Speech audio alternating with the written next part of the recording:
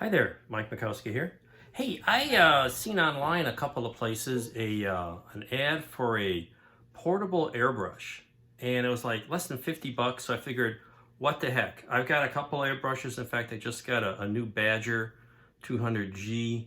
I've had a Posh H since like 1975 or earlier, which finally started just not working. I've usually used an Iwata Eclipse. And I'm going on a extended trip this summer, turning into reverse snowbirds, getting out of the heat in the desert here. I think that trip is still on despite the virus and stuff. But I saw this ad, I figured for 50 bucks, what the heck? So I got it today. So we're gonna go look at it here. I just gave it a whirl, and I'm gonna tell you what I found. Here it is. This is what you see in the ads, and it comes with this airbrush and a little compressor.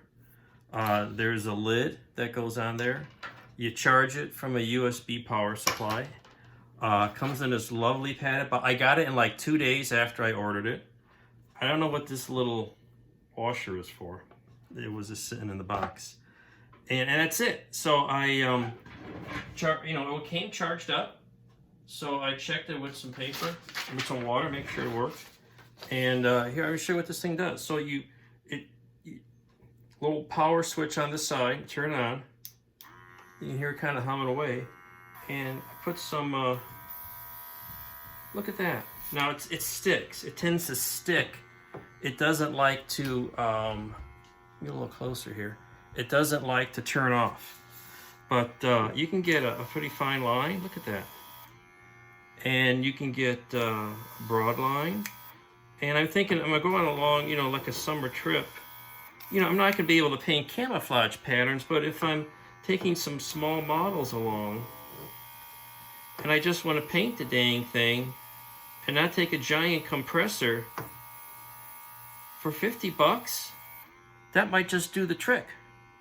So my initial reaction is this is pretty nice. This could, for doing just solid colors, for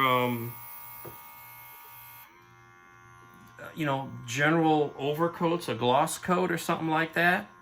And you just a little switch here. And let's see, you twist this to take it off. Well, actually, let me tell you what I'm going to do. I'm going to see how this works for cleaning. I usually take a Q-tip and throw a few Q-tips in here. Little isopropyl alcohol. I just use some colored ink that I got from my buddies at in Colorado, the Tom Grossman and his tag team buddies. So I'll just clean out most of that and flush it with some little water here and turn it back on. Now normally I spray that in here till that's drained, and we'll flush a little more water in there. And it's gotta go a little. See, it's something sticky in there. I got some airbrush lube. Maybe I'll try. But there you go. Pretty clear. A little more water. Make sure it comes out clear. And yeah, here we go. So anyway, let's that's got most of the stuff out. Let's show you what happens when you take this apart. So this just twists off. And I'm thinking it may be possible to actually put a hose on here. So you've got a little female thread and a male thread here, and I could put a hose on there, and I bet you could maybe even put a hose in between here. I haven't tried that yet. It doesn't show that you can do that. But it's got certainly possibilities of putting a different airbrush on here. All I need is an adapter.